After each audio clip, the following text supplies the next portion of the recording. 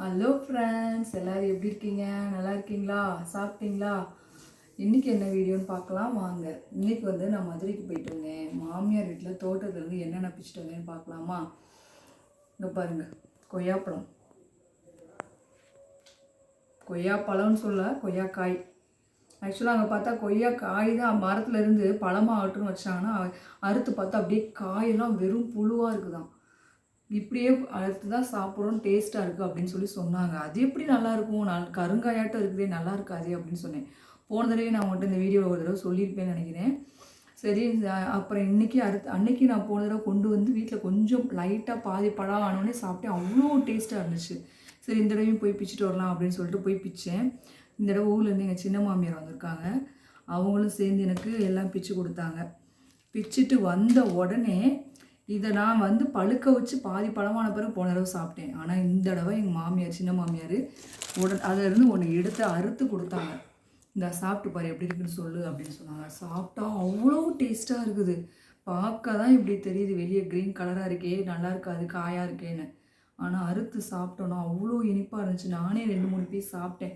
பரவாயில்லையே, நல்லா இருக்காது அப்படின்ட்டு சாப்பிடாம இருந்தேன். ஆனால் அது அறுத்து கொடுத்து டேஸ்ட்டாக இருந்தது. நானே 2 பீஸ் எடுத்து சாப்பிட்டுட்டு நல்லா இருக்குது அப்படின்னு சொன்னேன். இப்போ பாருங்கள், இன்றைக்கி மத்தியானம் போய் இதெல்லாம் பிச்சு மரத்தில் அவ்வளோ கொய்யாக்காய் தொங்குது. அங்கே பின்னாடி இருக்கவங்களாம் பிச்சுட்டு போயிடுவாங்களாம். என் நாத்தனாரவங்க வேலை பார்த்துட்டே இருப்பாங்க, அவ்வளோவா அவங்களுக்கு பிஸியாக இருக்கிறனால பின்னாடி போய் எப்பயாவது தான் பிற்பாங்க. இப்போ எனக்கு தெரிஞ்சு இவ்வளோ தான் பிச்சுட்டு வந்திருக்கேன். எனக்கு தெரிஞ்சு இந்த மரத்தில் மட்டும் ஒரு 100 கொய்யாக்காய் இருக்குது. அவ்வளோ இது தொங்கிட்டு இருக்குது. இதை தூக்கிட்டு வரதுக்குள்ளே கையெல்லாம் வலி தாங்கவே முடியல, அவ்வளோ வெயிட்டாக இருந்தது. கொய்யாக்காய் பிச்சுட்டு வந்தேன்.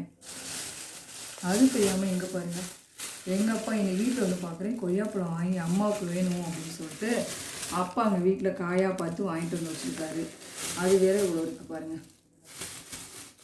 ஐயோ, நானும் வாங்கிட்டு எடுத்து வீட்டிலேருந்து தோட்டத்துலேருந்து எடுத்து வந்தேனே அப்படின்னு சொன்னேன். அதுக்கப்புறம் எப்பயும் போல் மதுரையிலேருந்து வரும்போது எங்கள் வீட்டுக்கு தோட்டத்தில் பின்னாடி சுண்டைக்காய் இருக்கும். சுண்டைக்காய் பிச்சுட்டு வந்தேன். சுண்டைக்காய் வச்சு குழம்பு வச்சு அவ்வளோ டேஸ்ட்டு. முன்னாடிலாம் இதோட அருமை தெரியாது. நான் முன்னாடி ஒரு வீட்டில் வாடகைக்கு குடியிருந்தோம். அந்த வீட்டில் பார்த்தீங்கன்னா அப்படியே குமிஞ்சு கொட்டி கிடக்கும். அப்போ நாங்கள் அதை பிடிக்காது, சாப்பிட மாட்டோம். இப்போ தான் கொஞ்சம் கொஞ்சம் அதனோட சத்து, அருமை, வயசு கொஞ்சம் வந்த பிறகு, மெச்சூரிட்டி எல்லாம் வந்த பிறகு தான் இதெல்லாம் நம்ம சாப்பிடணும், சும்மா கண்டதையும் சாப்பிடு, உடம்புக்கு நல்லதில்லை அப்படின்னு தெரிஞ்ச பிறகு கொஞ்சம் இது மாதிரிலாம் சாப்பிடணும்னு நினச்சி இந்த சுண்டைக்காயை சாப்பிட ஆரம்பிச்சிருக்கோம். புளிக்குழம்பு வச்சு சாப்பிட்டா அவ்வளோ ருசியாக இருக்கும். அதுவும் மொதல் நாள் சாப்பிட்றதோட மறுநாள் இன்னும் டேஸ்ட்டு. எப்போவுமே புளிக்குழம்பு நல்லாயிருக்கும், ஆனால் இந்த சுண்டைக்காயை தட்டி புளிக்குழம்பு வச்சு சாப்பிட்டு பாருங்களேன், டேஸ்ட்டே தனி, சூப்பராக இருக்குது. இப்போலாம் நான் அடிக்கடி இதை போகிறப்பெல்லாம் பிச்சுட்டு வந்துடுவேன். பிச்சுட்டு வந்து சாப்பிட்றது. முன்னெல்லாம் கசக்கும் அப்படின்னு சொல்லிட்டு வாங்குறதே இல்லை, ஆனால் இப்போ ரொம்ப பிடிக்குது. விரும்பி நானே போய் பிச்சுட்டு வரேன். அடுத்து பாருங்கள், லெமன் காயாக தான் இருக்குது. காயாக இருக்குது வேண்டாம்னு தான் சொன்னேன். இல்லை, என் சின்ன மாமியார் சொன்னாங்க, இதை கொண்டு போய் வை, கொஞ்சம் பழமாகும், அதுக்கப்புறமா பிச்சுக்கலாம், அதுக்கப்புறமா நீ செஞ்சு சாப்பிடு, நல்லா தான் இருக்கும் அப்படின்னு சொல்லிட்டு லெமன்லாம் போன வாரம் தான் நிறையா இருந்துச்சான். எல்லாம் பிச்சாச்சு. சரி, இருந்தது இவ்வளோதான் அப்படின்னு சொல்லிட்டு எனக்கு கொடுத்து விட்டாங்க.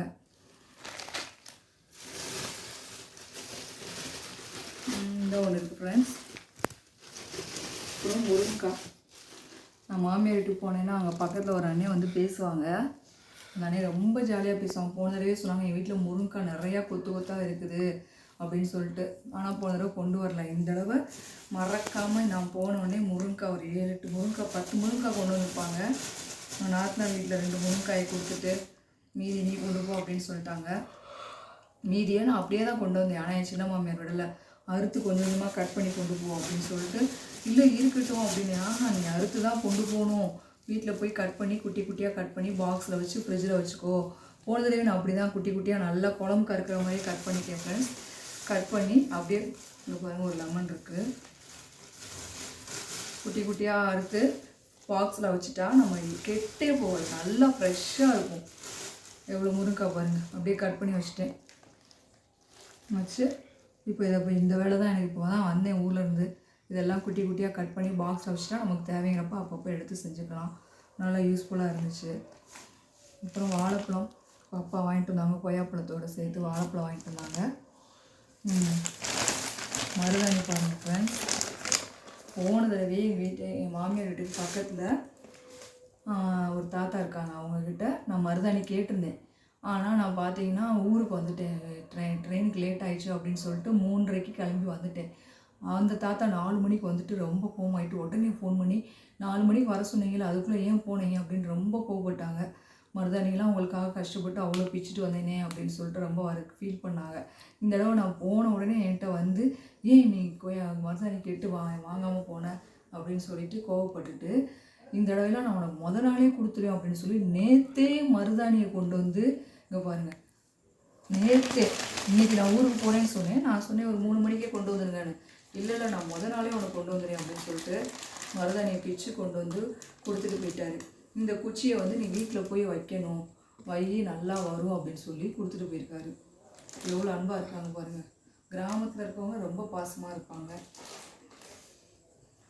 அதுக்கப்புறம் இங்கே பாருங்கள் ஃப்ரெண்ட்ஸ், என் ஹஸ்பண்டுக்கு ரொம்ப சளி இருமல்லாம் இருந்தது.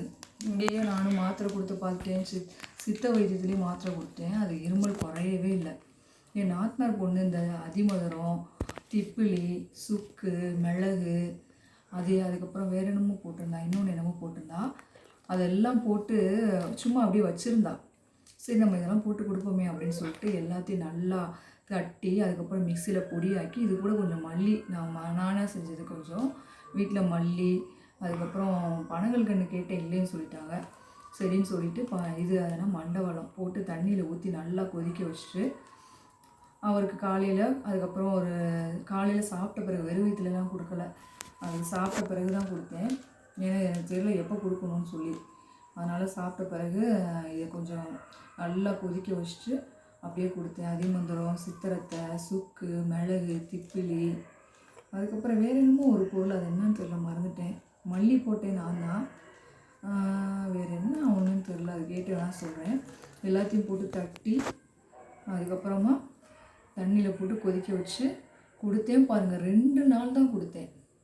ஒரு நாளைக்கு 2 தடவை அப்படின்னு சொல்லி 2 நாள் தான் கொடுத்தேன். 1 மாதம் இருந்தது இருமல் சளி, அப்படியே ஃபுல்லாக குறைஞ்சி நார்மலாக இருக்குது, இப்போ நல்லா இருக்குது அப்படின்னு சொன்னார். சரின்னு சொல்லிட்டு என் நாத்தனார் பொண்ணுக்கும் அவளுக்கு அதை கொஞ்சம் தட்டி அவளுக்கு கொஞ்சம் கொடுத்துட்டு எனக்கு கொஞ்சம் எடுத்துகிட்டு வந்துட்டேன். அவள் பாருங்கள், அதில் இது கருஞ்சீரகம் இருந்துச்சா, அக்கா இதையும் கொண்டு போங்கக்கா, கருஞ்சீரகமும் வெந்தயமும் தண்ணியில் ஊற வச்சு குடிங்க, உடம்பெல்லாம் குறையும். வேண்டாண்டி நீங்கள் கொண்டு போங்க, என்கிட்ட ஒரு பாக்கெட் இருக்குது, நீங்கள் ஒரு பாக்கெட் கொண்டு போய் செஞ்சு குடிங்க அப்படின்னு சொல்லி எனக்கு ஒரு பாக்கெட் கொடுத்து விட்ருக்கா. அதுக்கப்புறம் சரவணா ஸ்டோர்ஸ் போனேன். சரவணா ஸ்டோர்ஸ் போயிட்டு என் பையனுக்கு ஒரு ஸ்பூன் அவ்வளோ ஸ்பூன் வீட்டில் இருக்குது. ஆனால் ஸ்கூலுக்கு கிளம்பு பார்த்தீங்கன்னா ஒரு ஸ்பூன் கூட அங்கே கபோர்டில் இருக்காது, எல்லாம் அங்கங்கே கிடக்கும். விலைக்கு அந்த 2 கூட வச்சுருக்கேன் கூடி விளக்குறதுக்குன்னு. இந்த கூடையிலையும் அந்த கூடையும் தேடி தேடி ஸ்பூனே கிடைக்காது. அதனால் சரி போமே அப்படின்னு சொல்லிட்டு தம்பிக்கு ஒரு ஸ்பூன் வாங்கலாம் அப்படின்னு சொல்லிட்டு வாங்கிட்டு வந்தேன்.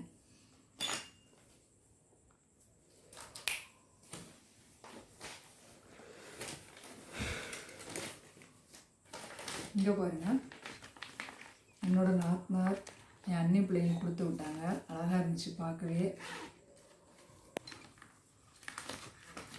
அதுக்கு ஒரு பேக் மாதிரி கொடுத்து அதுக்குள்ளே வச்சு இதில் ஒரு நோட்டு, ட்ராயிங் நோட் மாதிரி இருக்குது, ஒரு நோட்டு, ஸ்டிக்கரு. குட்டீஸ்க்கு அண்ணன் பிள்ளைங்களுக்கு ரொம்ப சந்தோஷமாக இருக்குங்க பார்த்தோன்னே. அதுங்களுக்கு எவ்வளோ டிசைனாக வச்சுருந்தாலும் திடீர்னு பார்த்தோன்னே ஒரு சந்தோஷம். குட்டீஸ்க்குலாம் அப்படி நமக்கே பார்த்து ஆசையாக தான் இருக்குது, அழகாக இருக்குது. Scale, pencil, pen. இந்த பென் பார்த்தீங்கன்னா இப்போ நம்ம எழுதுகிறோம் பாருங்களேன்,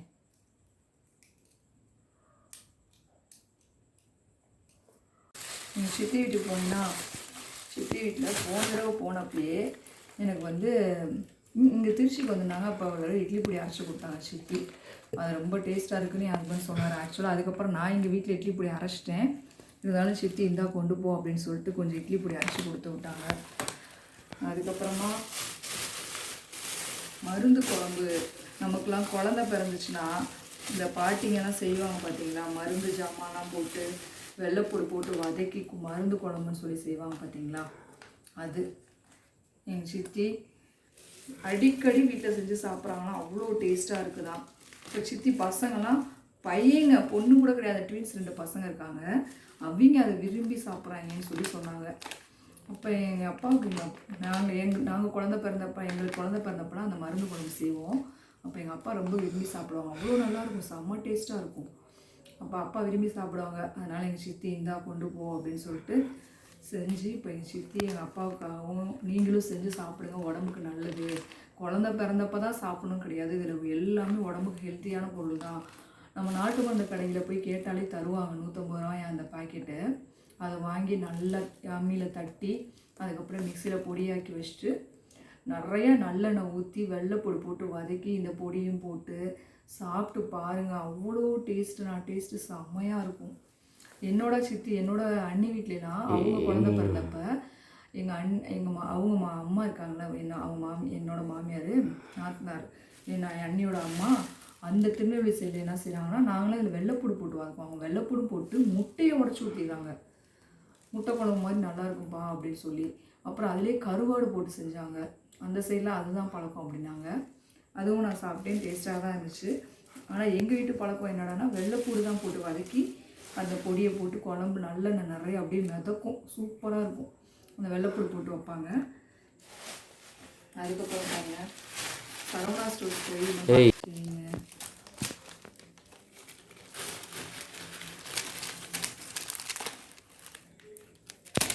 பொட்டு தான் வாங்கினேன் ஃப்ரெண்ட்ஸ். மோஸ்ட்லி எப்போவுமே ஒரே ஒரு சின்ன பொட்டு தான் வைப்பேன். ஆனால் இப்போ யூடியூப்பில் சேனலுக்கு அது பண்ணு இது பண்ணு, எனக்கு எல்லோரும் இது செய் அப்படி வை இப்படி வைன்றாங்க, மேக்கப் பண்ணு அது இதுன்னு. சரி நம்ம எதுவும் பண்ண மாட்டோம், சும்மா இது மாதிரி பொட்டாவது வாங்குவோமே அப்படின்னு சொல்லிட்டு பொட்டு அது மாதிரி தோடு அதையாவது மாற்றி மாற்றி போடுவோமே அப்படின்னு சொல்லிட்டு வாங்கிட்டு வந்தேன். அப்புறம் என் பையனுக்கு பென்னு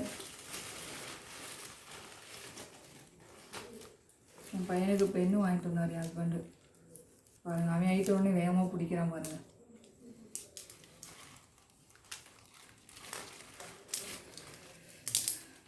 செயின் குட்டீஸ்க்கு சரி வாங்கிட்டு போவோமே அப்படின்னு சொல்லிட்டு செயின் வாங்கிட்டு வந்தேன்.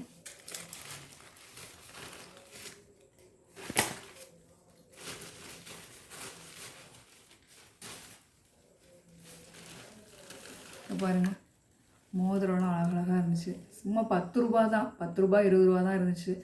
20 30 இந்த ரேஞ்சில் தான் இருந்துச்சு. சரி வாங்குவோமே அப்படின்னு சொல்லிட்டு குட்டீஸ்க்கு வாங்கிட்டு வருவோம், அதை பாட்டு போட்டு விளையாண்டுட்ருக்கோங்க அப்படின்னு சொல்லிட்டு வாங்கிட்டு வந்தேன்.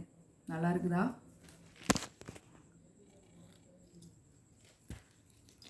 சரவணா ஸ்டோர்ஸ் போயிட்டு வாங்கிட்டு வந்தோம்.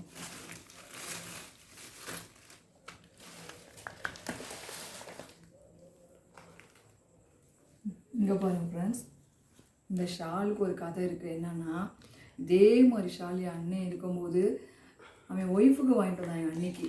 அப்போ வீட்டுக்கு வந்தோடனே நான் சொன்னேன், என்னடா இந்த ஷால் ரொம்ப அழகாக இருக்குது, எனக்கும் வாங்கிட்டு வந்துருக்கலாம்ல அப்படின்னு சொல்லி. அடுத்த தடவை சென்னைக்கு போயிட்டு அவன் வரும்போது மறக்காமல் இந்த ஷாலை வாங்கிட்டு வந்து எனக்கு கொடுத்தான். இப்போ வரைக்கும் வச்சுருக்கேன். அண்ணன் இறந்தே 5-6 வருஷம் ஆக போகுது. ஆனால் இந்த ஷாலை அப்படியே பத்திரம் போட்டு கொஞ்சம் பழசாயிடுச்சு வச்சுக்கோங்களேன். ஆனால் பத்திரமா வச்சுருக்கேன்.